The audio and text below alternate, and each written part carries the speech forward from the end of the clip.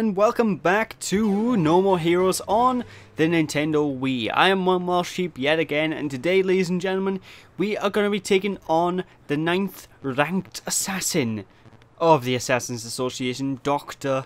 Peace. And we need to go to the very gloriously named Destroy Stadium. Seriously, this city is like... The names of some of the places in the city are just... They're like names of places I would name. Destroy Stadium. It's just so metal. I love it. No. And that's one of my favorite things to do whenever I'm on the bike, is sort of try and take out all the palm trees in that one area. Because you can knock down all them palm trees and just see if you can jump across a lot of them. You know, I like doing that. But yeah, the stadium's not too far away from here, and it's just a short drive up to that. However, on the way to the stadium, I believe... Do I see it? I could be wrong. Yeah, on my way to the stadium, however, because of my crashing and glorious skills, I found this MacGuffin back here. Now, this MacGuffin is a Lovikov ball. Now, these things are scattered pretty much throughout the entire city, and after a short while, they'll start appearing on our minimap on the bottom left of the screen in these orange dots. And essentially what they are Dragon Balls. You collect 7 of them and you will be able to trade them in for a new ability, which I'm going to ignore for the most of the playthrough, but trust me, later down the line I'm going to start using them and getting 3 abilities in total. Actually, I'm not going to show them that. Dr. Peace, listen to my song. I love the transitions between the levels and the overworld and what have you. I also love the transition between going in and out of standard buildings as well, because it just has this sort of noise. It's so good. I love it. You know?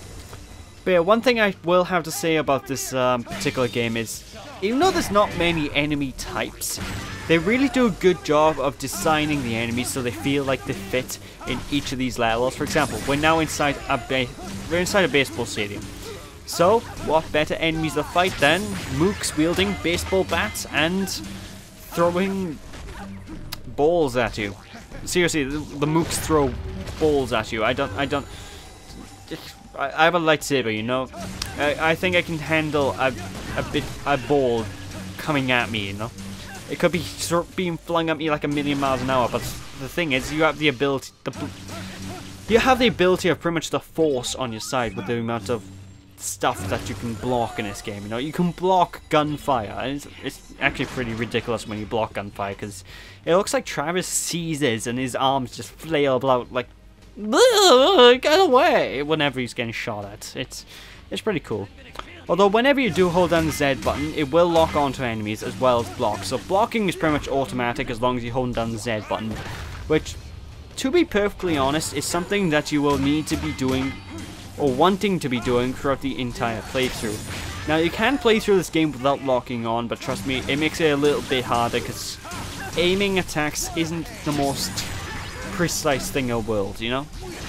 And because we don't really have a normal traditional control pad to play this game, just flat out hitting enemies and doing combos is a bit different than you'd expect. Because it's all about positioning and getting yourself in the right area to strike people, you know? But one thing I want to bring up to now is the music. The soundtrack in this game consists of 3 tunes. The main theme, which is remixed and repeated like 1,000,001 times, which it sounds good, so I'm happy anyway. So it sounds good. The credits music, which is godlike, and a song called Heavenly Star, which is actually a music video in the game that I'm going to be showing off at a later time. But anyway, that was one of the power-ups. Whenever you get 3 cherries, you actually get a little bit stronger. All the enemies will get slower, and you can do pretty much godlike combos on them until they all die. It is the least effective of, well, the second least effective of all the power-ups you can get in this area, you know, because the most effective being the one where you transform into a Super Saiyan. You really think I'm joking when I say you can transform into a Super Saiyan. Trust me, I'm not joking. You transform into a Super Saiyan, your hair goes yellow, you have electricity all over your body, and it's basically one hit kill on all the enemies. it's one of my favorite power-ups. We don't get to see it too much in this playthrough, unfortunately, because, like I said, the power-up system is, it's pretty much ass. You know, they really improved the power-up system in the next game because of the way this one, works. Sometimes you're not some playthroughs you're not even going to see certain power-ups because it's so random, you know. But anyway, it's time for a little bit of a mini game. You see these goons by here with the baseballs? Well, you would think that the beam katana would slice the baseball up. It doesn't. So we just hold the Wii remote, and if any of you guys played Wii Sports and played the baseball game, it's basically the same sort of deal. You hold the Wii remote up, baseball comes near you, you swing the Wii remote, and you will knock the baseball through all these people. Literally through the people. That's got it. I wonder how much horsepower is going behind that swing if it's powerful enough to do that. I mean, Jesus. Now I do feel that the timing for hitting the baseball is a little bit awkward, but I can get most of these enemies done, no problem.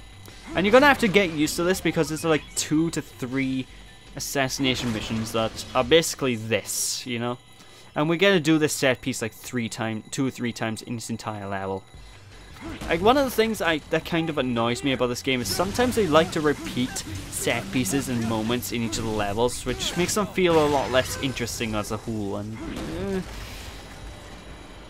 the levels do tend to drag on for quite a bit at times, you know, longer than they need to. And I honestly feel it's padding. I honestly feel it's not because of normal level design wise, it's literally as an excuse to pad out the game, because if you didn't, then the game would be too short.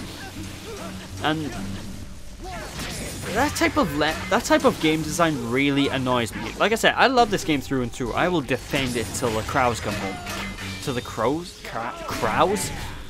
come home. But it has its problems, you know. All games have their problems. It's just some games I tend to focus on problems more than others. But yeah, I love this game. I will be honest. It's just, I really wish the level design could have been picked up a little bit, you know. For the most part, it's all hallways, but make each hallway unique and not repeat certain areas, you know? Come on, you're making an easy linear game. It can't be that hard to just change the things up a little bit here and there. Can it? Well, I don't know. We're pretty much at the halfway point of this mission, folks, you know? Like I said, the missions go on a lot longer than they need to, and it's kind of annoying. Like, this is an issue I have with one of the Sonic games in particular as well, like Sonic Heroes. Like, a lot of people wonder why I'm so against that particular game in that series, and that's because the levels take too long to complete. You know, it's just not all that, it's just not all that fun if you have to go through 10 to 15 minutes per mission, you know, or you're stuck in something that looks exactly the same as something that... Did he just levitate towards me? What? What I'm getting at is I'd like some modifications. You know, I'd like some original level design. Anyway, this power-up right here is one of my favorite power-ups in the game. You get like a techno remix of the main theme, and it's already a waste of time. Thank you, game. Thank you. You give me the power-up right as all the enemies are dead. But basically, you guys cursor in the center of the screen, you maneuver Travis to point at the enemies, and then you can shoot fireballs at the enemies, which will cause them to explode in a glory of pixie dust. Ooh, yes. But yeah, like I said, this set piece repeats a couple of times during this mission, and it makes me sad because it gives you a tutorial every single time you go into one of these minigame sequences, regardless of if you've done it before. And come on, that was pathetic. And it's just sort of depressing, you know, because if they only showed this set piece off once in the entire stage, like maybe at the exact halfway point, just to split things up, the stage would probably seem more interesting as a whole, you know? It's just a bunch of minor nuances like that bug me.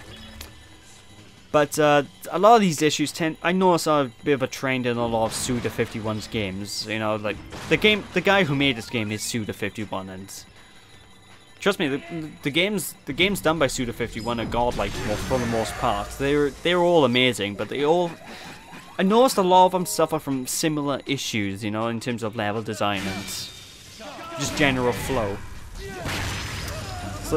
well, with the exception like Killer is Dead, my big problem with Killer is Dead is I can't understand the plot. Like, I had a review copy of that game when it came out, and I had no idea what the hell was going on. I had a wiki, the plot, and I still don't know what's going on. You know? But I digress. Anyway, these lightsaber mooks, you're gonna have to learn how to deal with these guys pretty quickly into the game, because after a while they do start throwing them at you, and these are the elite mooks really you have to deal with. Like, whenever you come up to a lightsaber mook, it's really wise to hit them until they're blocking, and then when they're about to attack you, block yourself and sort of try and shadow step them. And you know, that's the best way to do it. And whenever you get an opportunity to, do a melee attack which will open up their guard, which will give you an opening to strike them down in your hate. Good, Anakin, good. Yeah, it's so strange how catchy the main theme of this game is, because the main theme literally consists of the same few notes repeated over and over and over again. But I don't know, somehow they manage to keep it fresh, and it never grates its welcome, you know? Well, for the most part, I suppose when you're playing this game, you don't really, the music's more like macro noise than anything, because all you hear is boom, boom, boom, ah! So, yeah, I guess. And yeah, the gameplay is repetitive.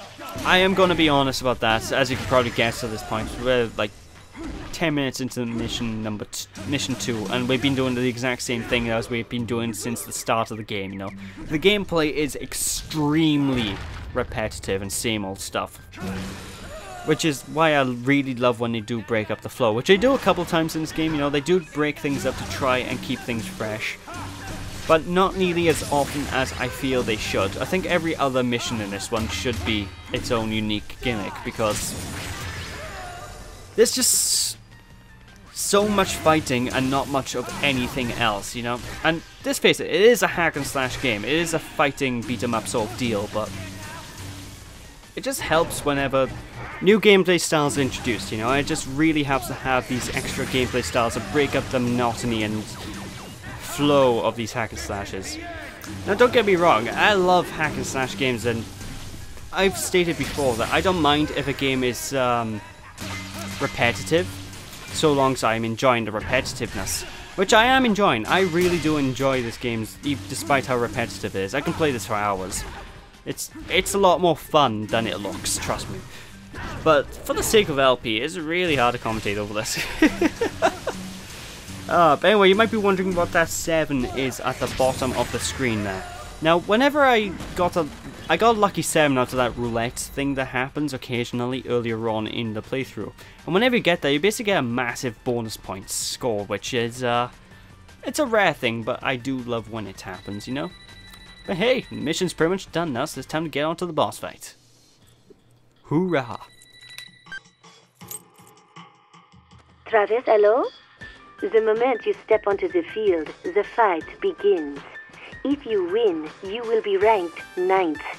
If you lose, well, there's no need to go into that. Need to pop a breath mint? Hit the restroom? Brush your teeth? When you are ready, step inside. To be honest, your chances of survival are slim, but trust your force and head for the Garden of Madness. What is the Garden of Madness? Is this some kind of mystical place that we're going to go to later down the line in this game? I'm going to spoil it right now, it isn't. I have no idea what the Garden of Madness is meant to be. I have no idea what the hell she is talking about. But yeah, it's just gibberish that sounds cool, so screw it, it works. But either way, we got yet another wrestling move. Now you can skip all these wrestling moves if you want, but I believe when you pick up these wrestling moves, they're the only wrestling moves that can be used against the boss fights that you fight against. So they are very useful just to pick up anyway, just for the boss fights, because the best way to drain a boss's health, I think I mentioned this before, is through wrestling moves. You know, whenever a boss gets stunned, use a wrestling move and his health bar, or her health bar, will drain very, very quickly, you know? It's so useful. It's a good time. It's a good time. You can wrestle them into submission, I suppose. Get it?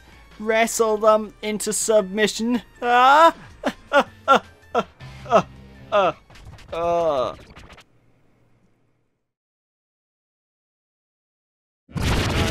Mother's eyes see no more. When the wind blows, a virgin child's gone. Sing a song, such a pretty melody never heard before. No more lullabies. The virgin just has them.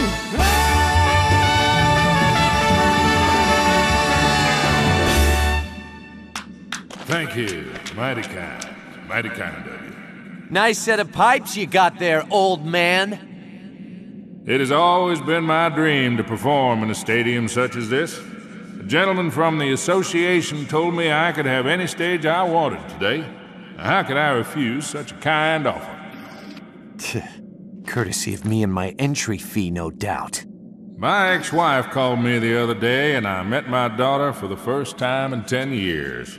We dined at a fancy restaurant, one of those that are impossible to get a reservation for. And then afterwards, karaoke. Who got you the reservation? The association took care of it, of course. Fuck. My entry fee. What's important is not the fact the reservations are hard to get.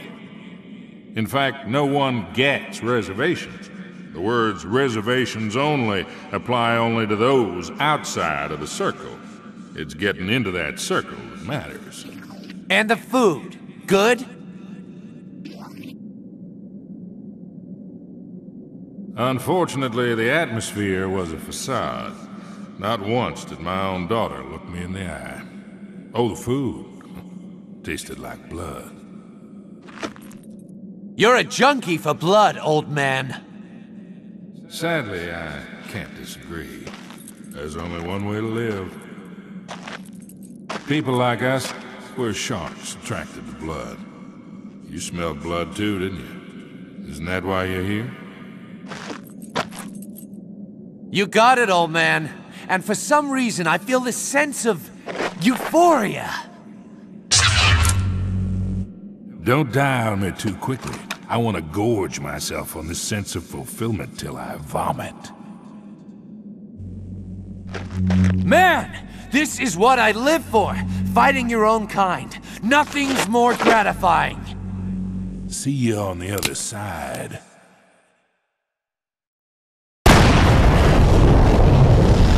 Ah!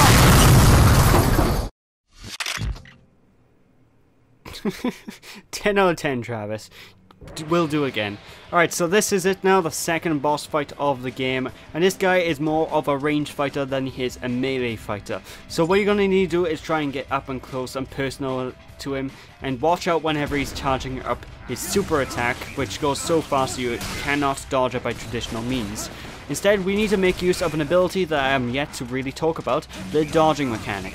Now, if you press the camera buttons, which is basically the D-pad, while locked on to an enemy, you're going to do a dodge maneuver. And whenever you do this maneuver, then you will be able to avoid certain attacks, such as this charge attack, you know? This attack is completely unblockable, and whenever he glows, that you have to dodge it, otherwise it's going to do quite a bit of damage to you. And the big problem with fighting this guy is he shoots at you a lot, you know, and gunfire is the worst thing to block against with the beam katana, because whenever you're blocking gunfire, your energy will drain like you wouldn't believe. So what I recommend is simply run around him whenever he's going to try and shoot you normally, and get up and close and personal whenever he's done firing and he's starting to reload. And basically that's all she wrote for this boss fight. It's just rinse and repeat all this.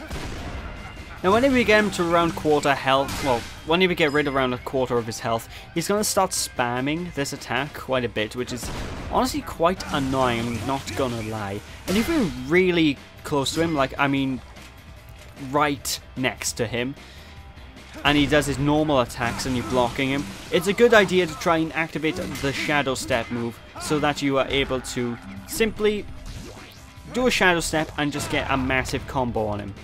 And whenever you get the opportunity after he starts blocking, if you don't get countered by his blocking, it's usually a good idea to use the B button on him to stun him, which will allow you to do a glorious, glorious, glorious wrestling move, which will obviously wrestle his health bar down and put him into submission. So there's that.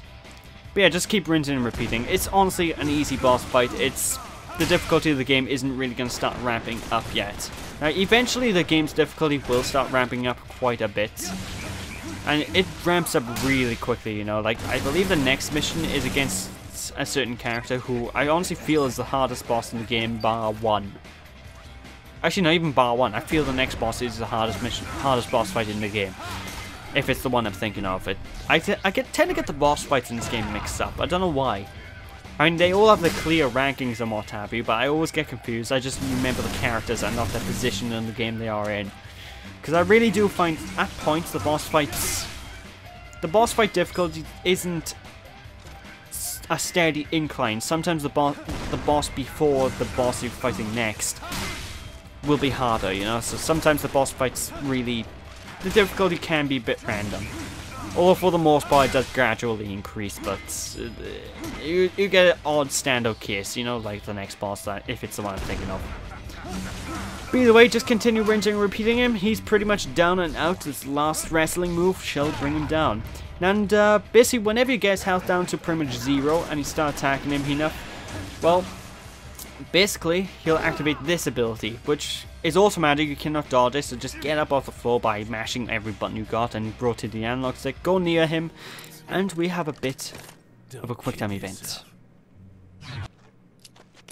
Just wait for the button to come up on screen, and then push the button, and it's time to end the boss fight.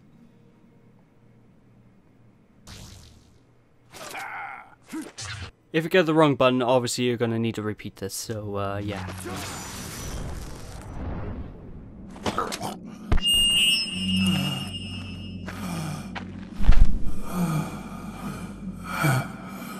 Next song I sing, I know my daughter will love. Won't you, darling?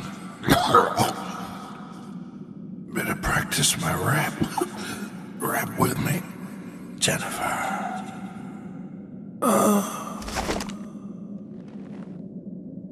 It's open mic night in hell, old man. Sing all you want down there.